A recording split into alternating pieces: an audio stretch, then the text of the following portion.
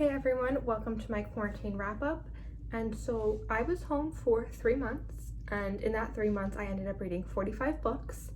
And I'm not including my Bible study. I do read my Bible daily, but that's not in these 45 books. I also watched a ton of movies and TV shows, and I know that Catherine reads includes her TV and movies that she watches in her wrap-ups, but we do not have time to go over every single thing I watched, so I'm just going to include one movie and one TV show that I'm shouting out. The first one is Star Wars A New Hope, the very original Star Wars movie. I've never seen it before. I really didn't think I was gonna like it. It's like, just give it like an hour, and if you really hate it in an hour, just turn it off. But I loved it, and I really can't wait to watch the rest of the series. And what prompted me to watch this was Disney Plus. Yes, I do have Disney Plus, and pretty much all of my choices on Disney Plus are like, well, why not? I'll just watch it, just because. And then the TV show I'm shouting out is Zoe's Extraordinary Playlist. So Zoe gets this superpower where she can hear people's innermost thoughts as musical numbers, and it was really funny. It was a lot of dramatic moments. They deal with some heavy topics, but I really enjoyed the show. I binge watched the first season in quarantine, and I can't wait for the second season to come out. So onto these books. So I revisited Junie B. Jones. I talked about that in my introductory video, and I'm not going to sit here and do all 28 books because we'll be here forever. So I picked out 4, and I'm going to tell you my reasoning for these 4. So this one is the 3rd book in the series, Junie B. Jones and Her Big Fat Mouth. It was really cute. She gets herself into like a little bit of trouble about career day. All these kids are talking about the careers that they want, and she says her career is going to have a paintbrush, it's going to have a huge set of keys, and she's going to save people's lives. And she's like, oh, what am I going to do? But she does put all those things together and decides to be a janitor. And there was this point in the book where one of the boys are like, you can't be a janitor, that's for boys. And she's like, no, girls can be anything boys can be. And it was really cute. I mean, it's kindergartner talking about it, and this book series is written by Barbara Park, but it was really cute and really fun, and I really enjoyed it. The next book is Junie B. Jones is a Party Animal. This is book number 10. The reason I picked this book out was because she goes to a sleepover with her friends, and they play Cinderella. The one's Cinderella, the one's the fairy godmother, and she says she's going to be the famous singer from Cinderella. And she gets a big feather boa and starts singing The Sun Will Come Out Tomorrow from Annie. And honestly, that sounds like something I would have done as a child, so I relate. Then I have Junie B. Jones is a beauty shop guy. This is book number 11. This book, her dad goes to get his haircut, and she sees the hairstylist working, and she thinks she can do it. And so she has a disastrous results with toys, and then she moves on to her own hair, and she gets so sad and so upset, and then she gets a really cute haircut at the end. And then this one is Junie B. Jones and the Mushy Gushy Valentine. Yes, this is book number 14. It was so cute. I actually remembered how this book went when I was reading it. I was like, I know what's coming. And I thought it was just so cute to see like a little girl and a little boy have a crush on each other. It was so fun. And this book series, the first part of it is her kindergarten years, and the last part of the series is her first grade years. I enjoyed the kindergarten years much more than her first grade years. These 4 books I showed you are kindergarten age, and she was just so much more fun in her writing, and it was just very much more childlike. And all these books start with, well, the kindergarten era starts with, my name is Junie B. Jones. The B stands for Beatrice, except I don't like Beatrice. I just like B, and that's all. And so that's pretty much sums up Junie B. Jones right there as a character. And I really loved her, and it was really fun. And this book series also has books for every event. Valentine's, Thanksgiving, Christmas, Easter, vacation, Halloween, so it's all there. Then another series that I revisited was the Twilight Saga. I read this pretty early on in quarantine. I have read through this book series twice before, and it was interesting because both times I read it, I was, the first time I read it, I was a preteen, then I read it in my teenage years, and now as an adult. So I was really excited to come back to these characters and really kind of see what I thought as an adult compared to a teenager. And my ranking of these books most definitely changed, but Twilight still stays the same as my favorite in the saga, and my favorite scene is still my favorite scene from this book. Next up, we have New Moon in the saga. When I read this, my thoughts were, this is the most dramatic thing I've ever read.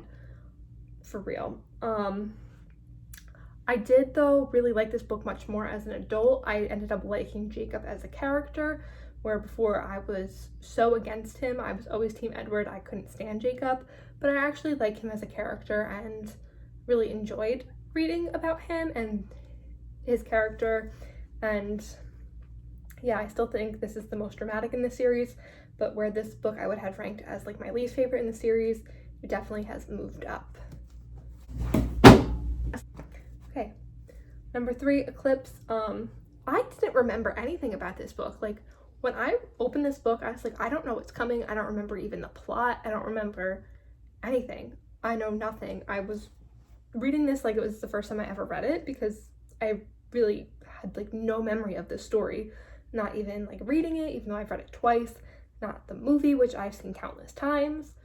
I don't know what it was, but I did enjoy this book a lot, especially with the whole Jacob Edward development, because now I got over my extreme hatred of Jacob and could appreciate him as a character. It's actually funny because my one friend Angela and I have talked about how these books have Christianity themes in them. And I most definitely saw it in this book. There's actually a point where Jacob references a story from the Bible, which it was interesting because he's like, hey Bella, you remember that story from the Bible? And you know, I'm Christian, but I've never gone up to one of my friends and be like, hey, you remember that Bible story? So I thought it was really interesting. And then Breaking Dawn. I enjoyed this book a lot less than I initially did when I read it when I was a child. I think I originally liked it a lot when I was a kid because I was just so Team Edward. But here I did not enjoy it. This is probably my least favorite in the series. So Twilight, my favorite. Then I would probably say Eclipse, New Moon, and Breaking Dawn. I did not enjoy this. It was really weird. I had so many more questions, like why was this a plot? Why were things the way they were? I really can't forgive the whole Jacob imprinting on the baby. So yeah. I still will read Midnight Sun once I get it. I did pre-order it, so hopefully it gets here like the day after it's released. Another book series that I returned to, but not in full, is Harry Potter. I ended up reading the last 3 books, not the first 4. I had read the first 4 books probably in the beginning of 2019, and then I stopped once I got to Order of the Phoenix. So I read Order of the Phoenix, Half-Blood Prince, and Deathly Hallows. I have to say, for Order of the Phoenix, this was never really my favorite movie either, but I really liked it this time around. I actually enjoyed these last 3 books more than I think I've ever have. I think I had much more of appreciation for them. I think there was just so much more I got being a little bit older reading them, not so young. But yeah, I really enjoyed these, I don't think. So yeah, I'm not going to talk too much about these books, and there's a reason for that in a future video of why. Okay, now books that are not a series that were new to me. This is Ghost of Harvard by Francesca Ciaratella. I have a whole review video. I'm not going to talk about it too much. Yeah. Then I read I See Life Through Rose-Colored Glasses by Francesca Ciratella and Lisa Scalini. They're mother and daughter. I've talked about this. Lisa Scalini is my favorite author. And these are just a collection of essays that they wrote. Really fun. And yeah. Now into my Lisa Scalini books that I did read. I read Exposed and Feared. These are in the same series. Exposed came before Feared. And I will say, out of these two books, these are the last ones of her series that she's currently writing, I enjoyed Fear the most out of like these two. Feared, I felt like the stakes were much more real of what was going on. I think it was a different topic and a little bit different category that she took on. Usually so these stories follow a law firm and their mysteries, and usually it's following like one of the lawyers in this law firm, and this one we got all of them in here. The law firm came under a discriminatory case, and the stakes just felt much more real, and all the characters were really in on it, and I really liked that. I think the characters that she writes are really great, and I think because she's been writing this series for such a long time, the characters are so real and you really get the really good and the really bad from them, and I really enjoyed them. I will say the one character's husband like really irritated me, but that's not important to this. I do say this one was better of the two. Also, these books, even though they're a series, you can read them on their own. They're not super connected. You get more backstory obviously if you read the other books in the series, but she makes it so that you can follow it if you don't want to read the other books. So more Lisa Scalini is After Anna, and this book I really liked. It's written through two perspectives. It's written through Noah and Maggie. I had to look up the name, I forgot it. Husband and wife, and it literally takes place of the series of events of After Anna. So you have Noah's perspective of what happened after Anna came into their lives, and you get Maggie's perspective of before. And then her timeline works forward and his timeline works backwards. And I really enjoyed that, and it was really different from what she writes. And I really enjoyed them. I actually didn't like a single one of the characters. I didn't like Maggie, I didn't like Noah, I didn't like Anna, and they have like another son whose name I'm drawing a blank on. He was alright. Didn't really do much for the plot or the story, but I didn't like a single character in here, and I think that was actually refreshing that I just didn't like anybody, and I really enjoyed the differing timelines, and I liked it. Now, one of her books, Someone Knows. I did not like this book. And I'm sad to say because I love her. And so this happens in two parts, the book. Part 1 and part 2. Part 2 is much better than part 1. Part 1 was long, it was boring. She does literally everybody's perspective in this book. It centers around these 5 kids this one summer when they're all living in the suburbs, and they play at this prank gone wrong, which I called how the prank was going to go wrong from the start. So you get all 5 of the kids' perspective, you get their parents' perspectives, you get more characters' perspective later on in the book in part 2. So everybody had a perspective, and it was confusing because every chapter it jumped from whose perspective you were in, and we weren't grounded enough in the characters, I think, to start switching so quickly. It would take me like a minute to figure out whose character's head I was supposed to be in and who they were in the story. I was just a little disconnected. So part 1, really not great. Part 2 was better. It's had her, like, she has, I guess what you'd call a twist. Like, it's pretty standard in her writing, that there's always like an extra twist gonna come, and it was just not that wonderful. It was kind of predictable.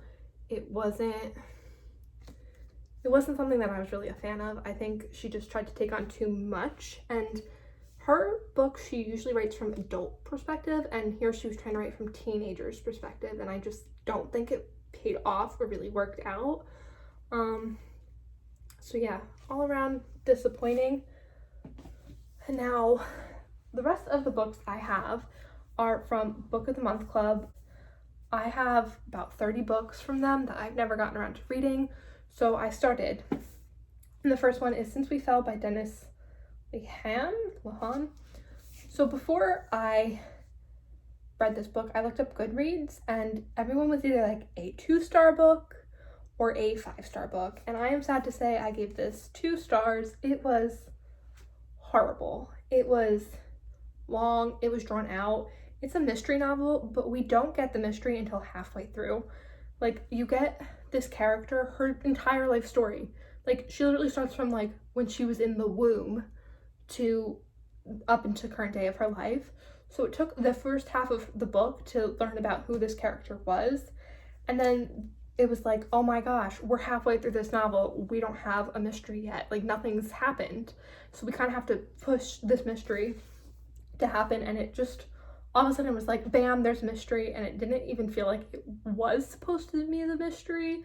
And like the clues that like happen to be found don't seem real. Like, if someone presented those clues to me, I'd be like, that's not sketchy or weird or something's off. I'd just be like, okay, moving on with my life, and nothing would unravel here. And so yeah, I kept forcing myself to read it just because I wanted it to be done. But yeah, it was really, really bad. It left you like in the middle of like an important scene. Like, it literally just like, it's like, all right, that's all we have. Like, it didn't resolve itself. And it wasn't even like it didn't resolve itself. It left you with like another open-ended, which sometimes can be okay.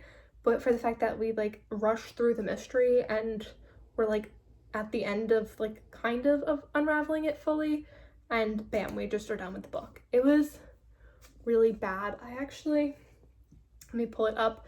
On Book of the Month, they have like your bookshelf, and you can like rate your books and read the reviews. So let me pull that up really quick. So I think my summary on here sums it up pretty much perfectly. The writing was disjointed. The first half of the novel is Rachel's life story, and then halfway through the mystery is forced into the writing and forced to unravel. The ending just leaves you hanging. And that's it.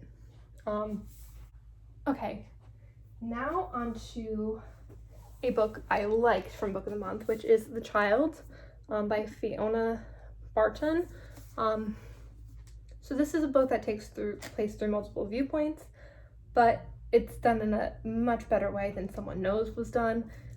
You could follow who was who, and it mostly took place through the perspective of Kate, who was a reporter or a journalist, and so it really kind of helps you be in the place to unravel a mystery. In the beginning, I was like trying to guess what it was, and I kept having different ideas, and then about halfway through I figured it out. The ending was pretty easy to unravel. It was pretty expected, pretty easy to call, but I did enjoy it. And because I figured out the mystery halfway through the novel, the ending wrapping up was pretty satisfying because I knew how it was going to go down. There was just like one element that I didn't have figured out. So this was good, not fantastic, but I enjoyed it. Then I have two books, my last two books, which I absolutely loved. And the first one is The Seven Husbands of Evelyn Hugo by Taylor Jenkinson Reid. I've never read historical fiction. I actually didn't realize this was historical fiction until I finished the book. But I really enjoyed it. So it literally takes you through each of her 7 husbands in her life. And at first it was a little slow start for me. I know that's not everyone's opinion, but for me, it took me to husband 3 to actually get into the story. And once we got to number 3, I was much more interested, and it was much more engaging, and I was really excited, and I just couldn't put it down. And these characters also have kind of stuck with me. At this point, it's been a week or two since I've actually finished this novel, and I really, really enjoyed it. and I still think about them, and it was so engaging, and it takes place through this interview with this woman, Monique, who Evelyn specifically says she will give her life story to. And there's a little bit of like a what's going on here, why does she want this specific reporter, but it was really great.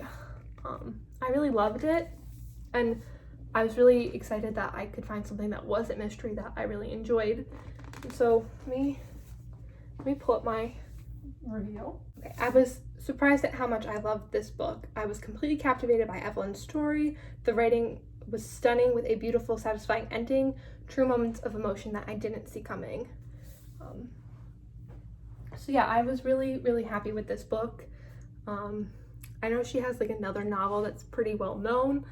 I may or may not read it, but I really enjoyed this one. And the last book that I have is a mystery called Into the Water by Paula Hawkins.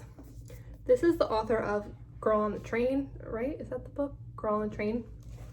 I've never read that book, and I was really excited to read this book.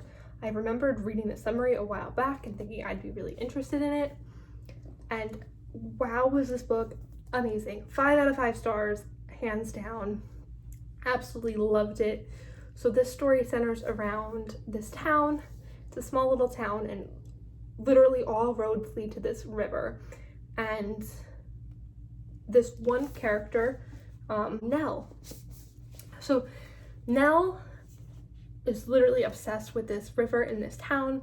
All roads in her life lead back to this body of water, just like the town, literally like everywhere you go, the roads take you right back to this river. And there's a history of this river, of girls dying in this river, and it centers around when Nell becomes one of the victims of dying in this river. And it is so interesting and so different. First off, when you go into the book, look how cool that is. Like, you're just in the water, and part of it is that the one character is writing a book about the girls who have passed on in the river, and it took so many twists and turns, and every time I thought I had actually guessed the mystery, I was wrong, and it was actually kept unraveling until the very last page. Like, you think you know it, but you don't. And it's actually really funny because this is like a high intense murder mystery, and I finished this book at like 2 a.m. I was up in my room alone, and I finished the book, closed the book, and there's a huge thunderstorm outside and the power cuts out. Yeah, that was like a little freaky, but 5 out of 5, hands down, one of the best novels that I've read during quarantine. So I would recommend this to anyone. I even told my aunt, who's not a big reader but does like to read, that she would really enjoy this novel, and so she's like, I want to borrow it. Recommend all the way around. I can't wait to read her other novel, Girl on the Train, which I know is her well-known novel because it's a movie, but I actually want to give a little bit of time before I read that novel because this was just so good, and I don't want to be in a place where I'm comparing the books and put such high expectations on the other book that it falls short. So that is all the books. I definitely feel like I kind of sped through some of them, but I really did enjoy my time reading in quarantine. I also, as I said in the beginning of this video, have been doing daily Bible reading, and when I started in quarantine, I was 6 weeks behind on my Bible reading.